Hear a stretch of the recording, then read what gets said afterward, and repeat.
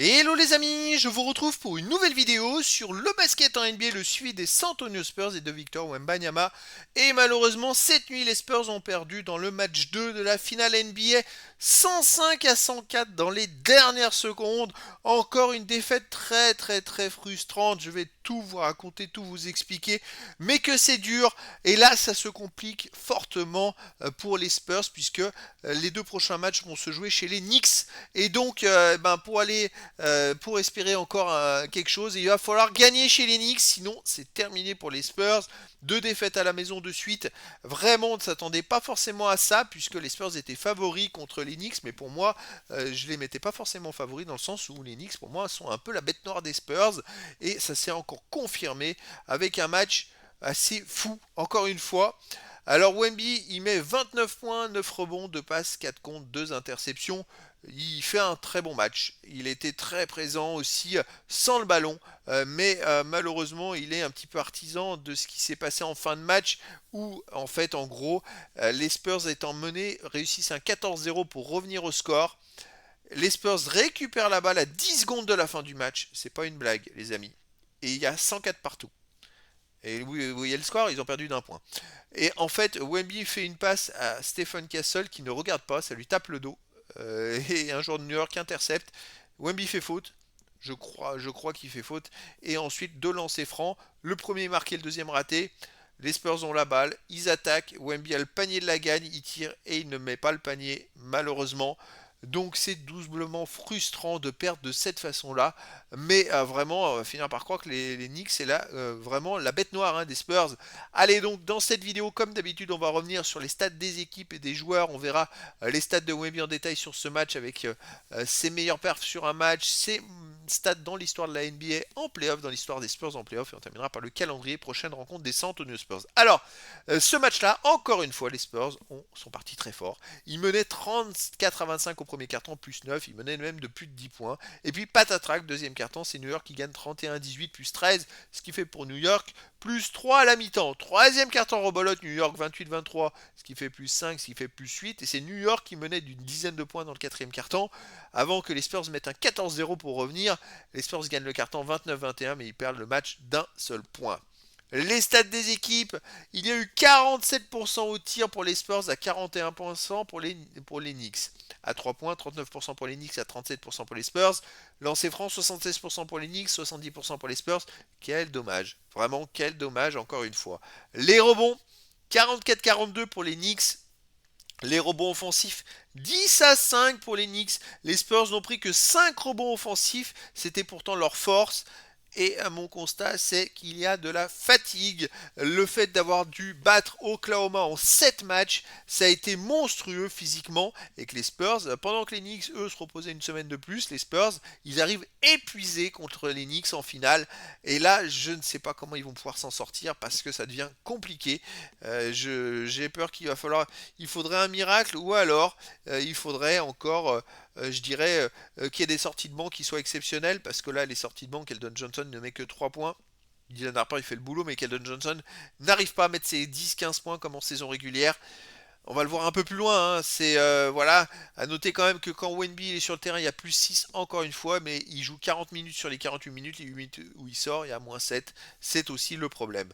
Alors les autres stats, il y a eu 29 passes décisives à 22 pour les Knicks. 11 interceptions à 7 pour les Knicks, 7 contre à 6 pour les Spurs et 15 ballons perdus à 16 pour les Knicks. Bon, c'est à peu près pareil. Ça s'est pas joué à grand chose, ça s'est joué sur des détails. Peut-être qu'avec un peu plus de rebonds offensifs, les Spurs auraient été meilleurs. 5 rebonds seulement, dont 3 de Wemby.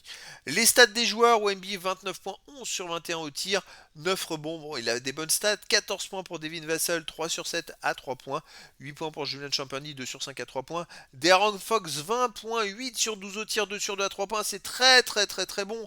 14 points pour Stephen Castle, mais 5 sur 14 au tir, mais 2 sur 4 à 3 points. Sortie de banc 15 points pour Dylan Harper, 6 sur 12 au tir, et puis seulement 3 points pour Keldon Johnson. Les Spurs ont eu quand même des bonnes stats en attaque, franchement. C'est ça qui est encore plus frustrant. Ils ne gagnent pas avec de si bonnes stats, alors que côté les Knicks, 20 points, 8 sur 13 au tir, 4 sur 6 à 3 points pour Michael Bridge, il fait 4 sur 6 à 3 points, il sort un énorme match, et Jalen Brunson, 20 points, mais seulement 7 sur 25 au tir, et pourtant, Malgré des stats si catastrophiques pour Jalen Brunson, c'est Knicks qui gagne, c'est fou. Anunoby 17 points, 5 sur 10 au tir. Karl Anthony Towns 21 points, 13 rebonds, 8 sur 12 au tir, 3 sur 5 à 3 points. Je chartre à tout. 0 points, 0 sur 4 au tir. Sortie de banc, Landry Shamet, 13 points, 5 sur 12 au tir. Voilà, il y a noté que les Knicks, il y a eu quand même beaucoup de ratés. Jalen Brunson, les d'autres joueurs qui n'ont pas été à droite. Je charge 0 points. Et ils gagnent encore le match. C'est fou. Et c'est là que vraiment ça va être très compliqué. Ça rajoute au compliqué pour moi, pour les Spurs. Je ne sais pas comment ils vont s'en sortir, mais j'espère que il faudra un miracle. Ou alors qu'ils défendent dès le début, qu'ils prennent 20 points d'avance et que les Knicks ne puissent pas revenir point barre. Mais ça va être compliqué. Allez, on continue les stats de Wemby sur ce match-là. Elle a joué 40 minutes, 29 points, 11 sur 21 au tir, 2 sur 6 à 3 points, 5 sur 8 au lancer franc. Il a raté 3 lancers francs. D'habitude, il est un peu plus adroit. Avec 2 lancers francs de plus de marquer, il gagnait le match. Oh là là, c'est dur. 3 rebonds offensifs, 6 défensifs, 9 rebonds au total, 2 passes décisives, 2 interceptions, 4 contre, 4 ballons perdus, 2 fautes, plus 6 quand il est sur le terrain. Et ce qui est frustrant, c'est ce ballon perdu dans les 10 dernières secondes où il veut faire la passe à Stephen Castle. Il aurait gardé la balle ou alors il aurait changé de jeu. Je sais pas pourquoi il fait la passe alors que Stephen Castle il regarde pas. Et pourquoi Stephen Castle ne regarde pas? Parce qu'il veut lui laisser la place pour qu'il puisse remonter le terrain. Ouais, bon, c'est dommage. Vraiment dommage.